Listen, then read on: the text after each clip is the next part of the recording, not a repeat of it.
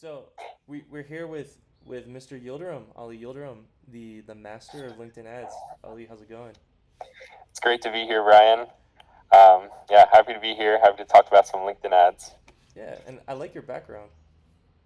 Thank you. I like to be level-headed, but still have my head in the clouds sometimes. So. Okay, yeah. Oh, I really like that. I don't really have an explanation for mine, but that's a good one. Okay, in terms of LinkedIn ads, I mean, I think a lot of people have a lot of misconceptions about LinkedIn ads. Like, Yeah, what in your experience, what are some of those, and then like how do you like kind of like guide people around those and like point them in the right direction? for sure. I mean, the number one that always comes up is LinkedIn ads are too expensive, Yeah. and I think there's a lot to unpack there. I mean, first you have to look at what you're actually selling. Like, if you're selling something that's worth, uh, you know, average sales price of maybe like a couple $100, when you're competing with companies that are like software firms, advertising on LinkedIn with contract values like 500, 50K plus, that kind of thing. It just doesn't really make sense because of the competition on the ad channel. And the reason why there's so much competition is because of the targeting. So when people say that LinkedIn ads are expensive, they're usually comparing it to like a different ad channel, which is, not a good practice anyway. Like, maybe they're thinking of Facebook, which is another paid social platform. But you need to think about the quality. Like, on Facebook, I don't know about you, but I don't have my job title on there. A lot of people don't. And so you're not able to target the same way you are on LinkedIn. And so there's going to be a lot more like fluff. If you're going for like leads, there's just going to be less quality. And so when you start to like balance everything out and you look at like the down funnel, like quality of these leads that you're sending, LinkedIn always wins because the B2B targeting and any of the professional targeting that they have on the platform is way better than other ad channels. So I think it's just like reframing it. Like, you can't just compare apples to apples when you're looking at these ad channels when people say that LinkedIn is like an expensive platform. So that's usually the first thing that comes up. Yeah, and I mean that's what I was hoping you would say because I hear that all the time because people, yeah, they're like, oh, it's too expensive, but like the CPMS for targeting like CEOs of like 10,000 plus person companies, like SaaS companies, yeah, of course that's going to be more expensive than just like blasting something out to like everybody on Facebook trying to sell baby shoes or something. So, yeah, Yeah. yeah, it just all comes down to like what like and like for like companies that service like B2B SaaS companies or whatever, like it's cost effective because Uh-huh. of the LTVs on that kind of thing. But yeah, so like you have to be like the right company to advertise on LinkedIn. And then something else you said I like a lot, which is that the targeting options on LinkedIn are better, and I think it's because like on Facebook you don't, like you said, your job title's not on there, so you don't voluntarily divulge that information. Facebook has to infer that information about you, which means like creeping on you and like following you, stalking you around the internet, and like taking as much information from you about you that it possibly can. Whereas like LinkedIn is just all divulged information. Like, okay, here's my job, like here's my experience, like I want that out there. So I don't know about you, but like I think that just because of that, in the future of privacy and everything, I think LinkedIn like has a like I'm very bullish on LinkedIn's future compared to Facebook. Yeah, I 100% agree. It's like predictive, like targeting versus self-reported. Everything on, or most of the stuff on Facebook is self or predicted by the Facebook algorithm, like it's interest based, like that kind of thing. While on LinkedIn, all of those like job title, company size, everything you have to input in a field on LinkedIn. So it's all self-reported. You're like essentially willingly giving that information to LinkedIn. So that, yeah, I totally agree with you in terms of the privacy feature. It just makes more sense. So let's say that somebody's working at a company and their boss is like, hey, you got to advertise on LinkedIn. And so, they don't know where to start. Like, what are some of the common mistakes that you see people like, in this position make when they try to just get something out there on LinkedIn ads? Yeah, I would say there's a few things. I mean, the same way on Facebook, I think there's audience expansion. LinkedIn Oh, yeah. defaults to that. They have like an audience expansion thing, um, which is the first thing that I see on like audits. Like, unselect that, and then LinkedIn's bidding is super manual. I think that not a lot of people realize that, but they're still like trying to push automated bidding and all of that. And by the way, I think LinkedIn ads as like a platform is a few years behind like Facebook and Google. Obviously, it's just not as sophisticated. So there's still manual bidding and all of that. And their bid recommendations are always insane. Like there's one campaign that I'm running, I'm getting like cost per click of like maybe $4, and the recommended bid is $47. And it just doesn't make any sense why they're recommending that. I mean, maybe because they want some money. But that's like the two biggest things, like looking at the bidding strategy and then also audience placement and like targeting in general. Those are like big mistakes that I see. And then like crafting like different like graphics and that kind of thing. A lot of people don't follow the best practices, which is usually like 1080 by 1080 on LinkedIn. I've seen some like weird distorted images and that kind of thing. So making good creatives is also a huge part of it because it's paid social. So, in terms of like a quick tip for people, if LinkedIn is like recommending like $5 a click to like $15 a click, what should you roughly set your bid at? Lowest as possible, and then just check in. Like the ads will actually deliver really fast. There's no review time because I think LinkedIn, they just really want the money. So there's no like review. Like you could have a brand new ad account and launch ads like immediately. So just see how much you're spending, because if your bid is too high, it'll spend the full daily budget within the first 2 hours of the day, which is not something you want. So just kind of an exercise I do is just see how much did we spend yesterday compared to the full daily budget, and what did we win the bids at, and then lower from there. What Yeah. about And one other thing I want to add is that LinkedIn will actually spend up to 120% of your daily budget for no reason other than it'll just do that. yeah? And yeah, it's just crazy. Google does that too. Yeah. What about the what's it called? The audience network on LinkedIn. That's an option, right? And that's beyond like the expansion. Yeah, that's more of a placement. So it's their LinkedIn like placement network. I don't really trust it because I can't report on it, and until I can like see where the placements are, I just don't use it. Yeah. Uh, I mean, I think uh, like in general, like whenever they're like restricting information or trying to hide, like you can't see yeah, this, you can't see. It's like okay, dude, like that's like not in my best interest. Like I don't trust you. Like if you're not gonna show it yeah, to me, because why else would you yeah, like not show it to me? yeah. Because I have to think about the client's perspective. They're gonna be like, where are these ads being shown? I'll be like, I don't know. And then what kind of answer is that? Like, not a good one. Um, what about like this is like a big question, but there's like the whole thing with like um, like demand gen, running ungated content and then, to like the right people focusing on the content, like distribution, dark social, that whole approach versus like gated white paper, put in your information now to access this. Do you have any thoughts on that whole like dichotomy or whatever you want to call it? Yeah, I mean, I think at the end of the day, if you're going to gate something, it really has to be valuable. I know a lot of these companies are obsessed with generating leads because, the majority of these companies that I work with are generally like VC backed. And so they have these like lead goals that they need to generate a certain amount of leads. So a lot of them don't even care about like generating like brand awareness. But at the same time, you just have to think about it from like the user's perspective. Like, why would I give up all of this information just for this like shitty white paper? Um, and then also think about like conversion rates. Like, let's say you have 10 clicks and only like 10% of those clicks convert. That means there's 9 other people who didn't see your content who might have been interested in it. And you could have even like gated it or like had like a form at the end of the content. And then you can also like retarget that traffic. So I think about it like that in that sense. Like if you're gating the content at a 10% conversion rate, that means there's 9 other people who wouldn't have clicked to your website, wouldn't have engaged with your product in that sense. So I'm not like the biggest fan of gating white papers, but I do see how it can work if you have like the sales infrastructure in place and have like sequencing and email follow up and that kind of thing. That's my perspective. And say that like a client is telling you, or a client's telling like their employee who's like running LinkedIn ads, like hey, you need to promote this shitty white paper, or maybe it's a good white paper. They got to promote a white paper. I Yeah. think you told me that like a best practice on LinkedIn is that when you're running like creatives for something like that, is to try to make it tangible, like have some kind of visual representation of it, so it makes it more real. Yeah. Visual representation. I've seen like images of people do really well too. That kind of thing. Like moving away from more like abstract stuff. For Um, people, is there like I'm assuming it's not like YouTube where they're like their mouths open and they're like screaming, in the thumbnail. yeah. Is it like arms crossed, or is there like a standard like best practice for that on LinkedIn?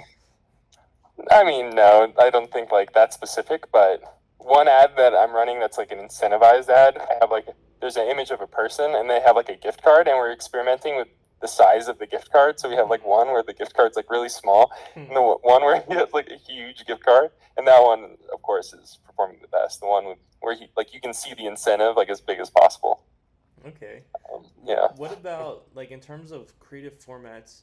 You have images, you have carousels, and you have videos.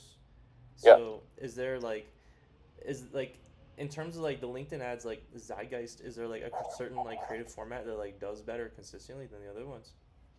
Yeah, and like I was saying before, I think LinkedIn is way less sophisticated than Facebook, but for some reason, single image ads just outperform everything. I know video tends to do a little bit better on Facebook, but on LinkedIn, just good old like single image ads do really well. And the thing about carousel ads is they won't add a CTA to them unless they're lead gen. They have like a lead gen form.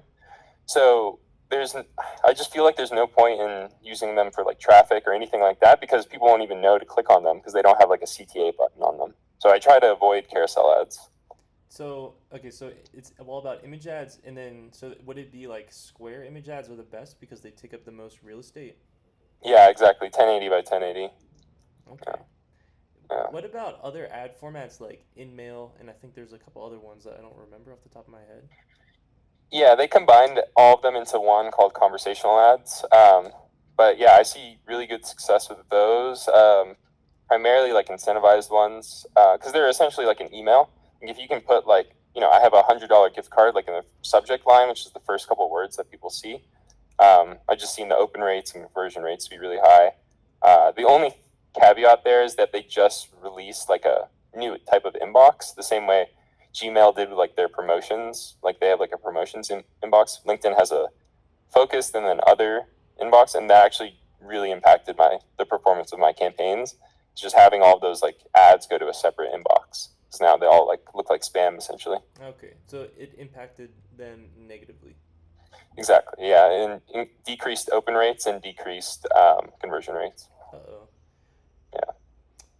What about AI? Because everyone's talking about AI. Like ChatGPT was Mhm. able to do this. It's like getting like really annoying on LinkedIn. But Yeah. like, with that, like people are talking through like all these applications, and there's like there are some like legitimately cool applications. Um, Mhm. but like, I don't know. Like here's what I think, and I want your thoughts. So like in terms of like advertising other stuff that's kind of more general, it seems like you know like AI can generate copy like easier, but for LinkedIn and especially because a lot of stuff on LinkedIn is like very specific, like specific SaaS products and like specific industries, or it's like everything's very niche. That it seems Mhm. like it'll be harder for AI to like speak the language of the prospects and like use the terminology and like use the phrasing and like the acronyms and stuff like that. So, do you have any thoughts in terms of like if like LinkedIn ads and like LinkedIn in particular is kind of like insulated from AI in terms of like it being like super niche? Hmm. Let me think about that. Um, I mean, I think the type of obviously, I mean, we're targeting people on LinkedIn, and there's just so much content. Like, I mean, I'm sure on your feed you've seen all those posts about ChatGPT and all that. So I think people more so than other social networks will be more used to AI and that kind of thing. So, if you're relying on that to create content, I think it just goes back to what I was saying before. Like, you want to provide value instead of just like pumping out stuff. Um, but I mean, again, there's other companies that they want to be pumping out like 10 like shitty articles every week because they want to generate as many leads as possible. But I think that's just like a whole like mindset shift from the company, like a different perspective. That makes sense. Something Yeah. else that just came to mind that's a big difference is like okay, like Google is like the worst one. Like Google reps, okay, they send like human wave attacks at like my phone and my email, like harass Yeah. me, like hey, I'm trying to take your ad Yeah. down, like I'm trying to make everything worse. Like okay, dude, like leave me alone. Also, Facebook is like that, but like not as bad, but they're still like pretty bad. But on Yeah. LinkedIn, like anytime I've ever talked to somebody on LinkedIn, like they're always like super professional and like smart and they're like probably like wearing like a tuxedo somewhere and they're like actually like legitimately like trying to like improve my condition in my life. Yeah. Yeah. So I They have like mean, a monocle and a top hat and everything. Yeah, yeah, the for sure. monocle, top hat, and they're like they graduated from Harvard and it's like on the wall behind them. So like, do you see a future where they just like devolve into like Google like Facebook rep level, or is that just like so far like out of the question? They are treading the line for sure. Like Uh, they just released like it's like a log, like a recommended, um, suggested change log for LinkedIn ads. So increase your bid by 100x and all of that. And so people are like talking about it on LinkedIn, like they're scared it's going to become like not an option. Um, but at the same time, they do provide like a ton of value for me. I mean, the insights that they can pull from your audiences are really cool. Like I had one rep pull like a bunch of like member groups and member skills for like this audience that I wanted to target. And also just like reporting that they have access to. And so what I do is just send them any questions that I have, and they always seem to come back with like some cool reports. So I think with them, they take a little bit more initiative on your part to actually like dig into the data and ask questions. But I think they're also, salespeople at the end of the day. that makes sense. Yeah, and that reminds me that I had an experience with one where I asked them like some kind of question, and then they pulled like some kind of like competitor research, but like you couldn't see like who was what competitor. But Mm-hmm. at least like at the time, I remember thinking like, damn, it seems like this is information I couldn't even get on my own. But like he's like showing it to us, but you can't tell who it is, so like I guess there's no like conflict of interest. Mm-hmm. But yeah, just compared to the my experience with Google Reps, it's quite a different experience. Um, Yeah, like what I asked for, or what they pulled for one audience was like, I want them to analyze director plus people in HR, and they pulled some stats. It was like people in this demographic are 250% more likely to share and comment on LinkedIn. So it hmm. just makes sense, like if you're going to go after that audience, to have an organic presence on LinkedIn, because it seems like they're going to interact more anyway. So it's like those kind of insights that are pretty cool. What about like this whole thing's about LinkedIn ads, but do you have any thoughts in terms of like organic LinkedIn strategy and like all the potential there is? I think there's a ton of potential, and um, I'm sure you've noticed this, but if you look at like reach for company page posts versus individual profiles, like when they post, the individual profiles seem to always outperform in terms of like reach. I think people want to buy from people. That's part of it. Um, and also, I think, I don't know, people are just like skeptical of like companies like interacting. So I don't know. I think when you're having like 5 or 10 people at a company all individually post, the like combined reach of all those people are going to be way higher anyway. And then actually LinkedIn they're rolling out this new ad unit, but you can boost like posts from like individual profiles as opposed to just Hmm. companies. Oh Yeah, yeah, I heard about they're that. like thought leader ads. Okay. Yeah. That yeah, I mean, I never thought about that. I mean, I've just always posted on my own personal profile, but yeah, Uh-huh. that makes sense. And I guess there's never really been a better time to have like your personal brand and to like kind of like build that up on LinkedIn. Uh-huh. And I think for a lot of people, they're kind of nervous to like post the first couple things because it's like, Yeah. is my boss gonna like try to like read between the lines for something that's like not there, or like Uh-huh. maybe I'm like scared of saying something or whatever.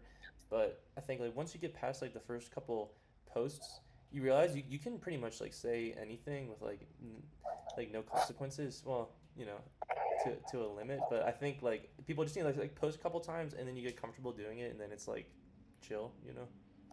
Yeah, exactly. And what I've seen is not just posting, but engaging with other people's content, because not only will your followers see it, but also theirs. So commenting and like supporting other people's posts is almost more important than actually putting out stuff on your own. What I found. And do you have any thoughts in terms of like content for organic LinkedIn? Like images or um like infographics or like like just like in general. Yeah, I mean, the two things that are like filling my feed right now are those like the GPT, like Chat GPT, like slider like things. I don't know if you've seen them, but they're like built in like carousels that are like organic posts. Those like annoy me because I've already like seen a billion of them, so I don't want to see those anymore. Hmm. And then the other one is just like really long like marketing like posts of just like it just takes too much to like dive into. So anything that stands out, I think will do better than those two, just because it's just filling my feed right now. It's just those weird document carousels, and then these marketing people like posting like you know life stories about like finding like some like cost per lead increase or something. Yeah, I like the one where the guy was like, I was on my way to a job interview, and then there was like a dog, and it was starving. So then I like fed the dog, but then I was late to the job interview. But then I like walked in the office, and it was the dog, Yeah, and the and he dog, hired yeah, me. is He the hired me. CEO. It was the CEO. It's written in the LinkedIn style, so it's just like one line, at a time. And it Yeah, was the yeah, dog. Yeah, that's funny. I should do one of those. Um, One guy I actually like on LinkedIn who posts a lot of like funny videos. He does more like TikTok style videos, but in the B2B like marketing world. His name's Tim Davidson. He posts a lot of cool content, just a little bit more funny and like, you know, just like a refresh from like the typical stuff you see. Yeah, I'll check it out because like the B2B stuff is like tends to be definitely on like the drier side of Yeah, like the stuff out there. yeah, for sure. What about these LinkedIn articles? Do you have any thoughts on those? The document ads or Like the thing, I'm not exactly sure what it is, but it's like you post like an article, but you basically read it like all on LinkedIn, so you don't actually leave the platform.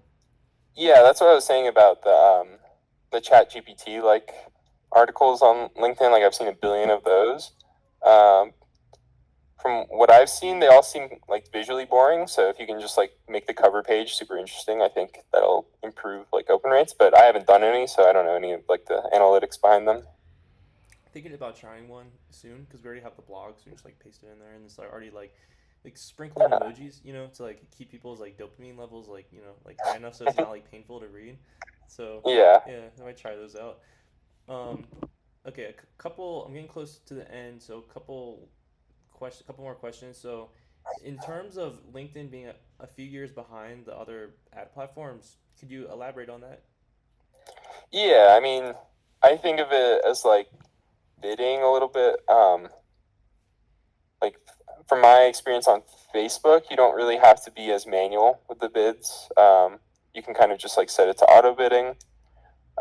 And then in terms of like creative performance, like I was saying before, all the other ad types besides single image seem to be way more expensive to distribute in terms of like CPMs, which is kind of different than other ad platforms like Facebook. It seems like video is cheaper to distribute. Um, that's kind of the two main themes that I've seen in terms of like how it's behind the other platforms. Trying to think what else.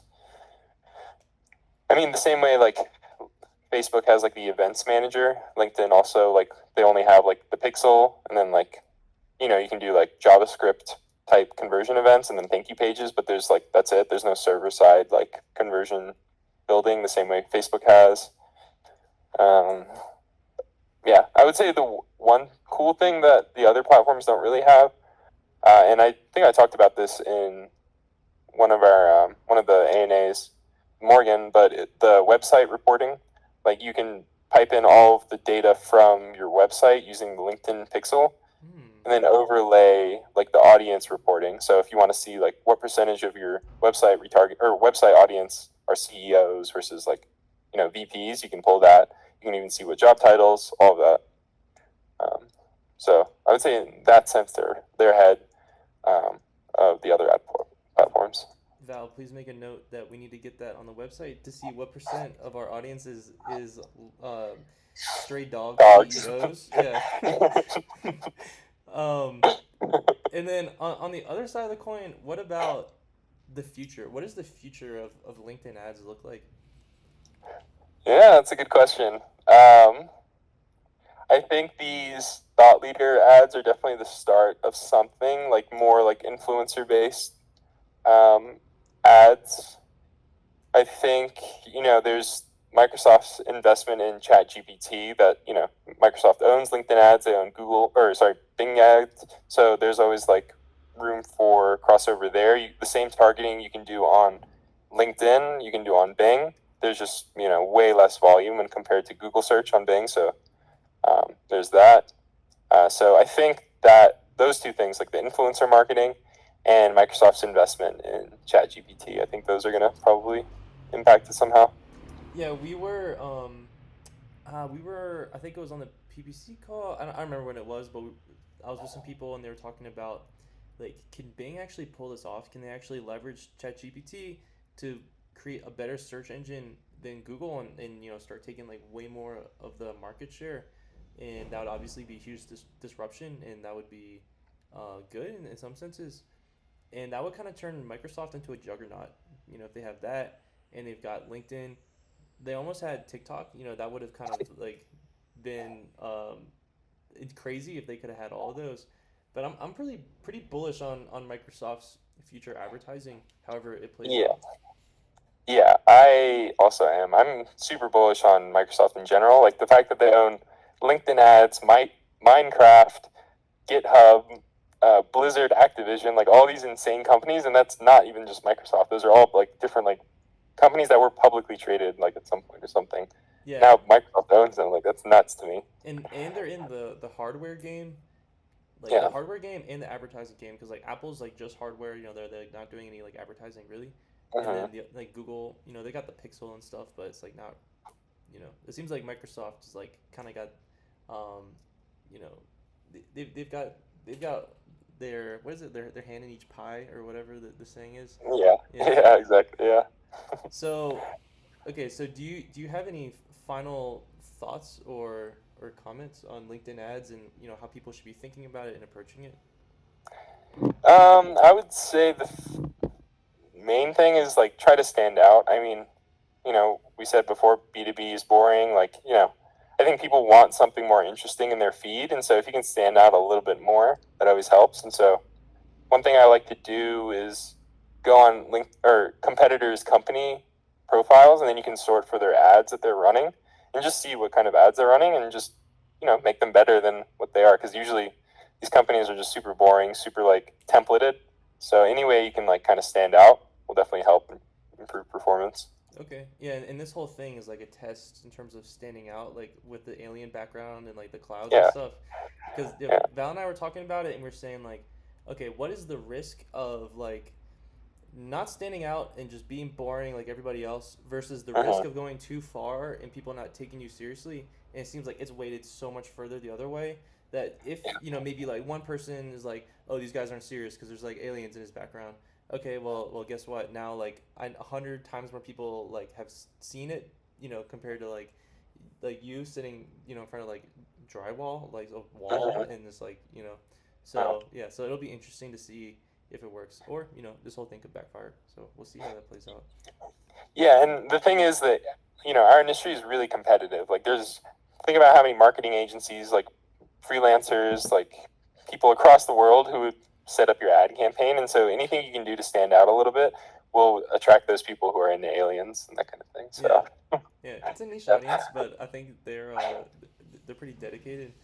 yeah, Um, okay, so I mean, with that, I think that's a wrap. So thank you, Mr. Yildirim. Hopefully, of everybody course. watching got a lot of value out of this, and now you won't waste as much time or waste as much money on your CPCs on LinkedIn. Or maybe you will, and then you'll call me. Yeah, true. Yeah. Um, okay, so thank you guys, and bye.